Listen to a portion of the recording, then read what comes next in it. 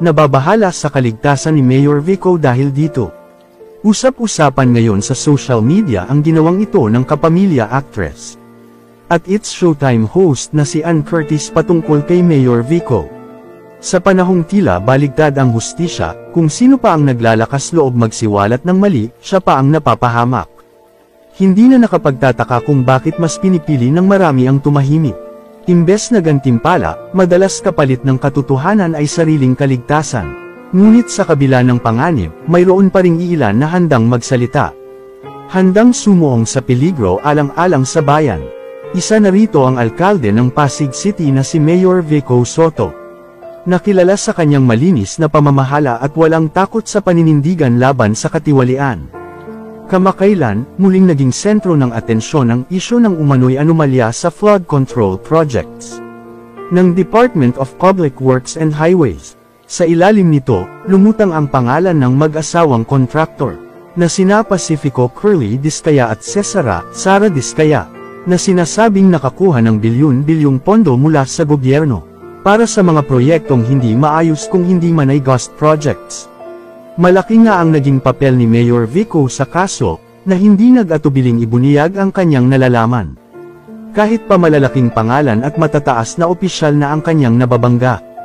Bagamat marami nga ang humanga, ngunit marami ring nangangamba. Hindi biro ang kanyang pinasok na laban. Ang mga kontratista sangkot ay sinasabing may matibay na koneksyon sa mga makapangyarihang tao sa pamahalaan. At kung susuriin ang mga nakaraang kaso ng whistleblowers, hindi malayong ang isa ring tulad ni Vico ay malagay sa panganib. Kaya naman, habang lumalalim ang investigasyon, mas dumarami ang nagdarasal at nananawagan ng proteksyon para sa batang alkalde ng Pasig. Isa sa mga nababahala sa kaligtasan ni Mayor Vico ay ang aktres na si Ann Curtis.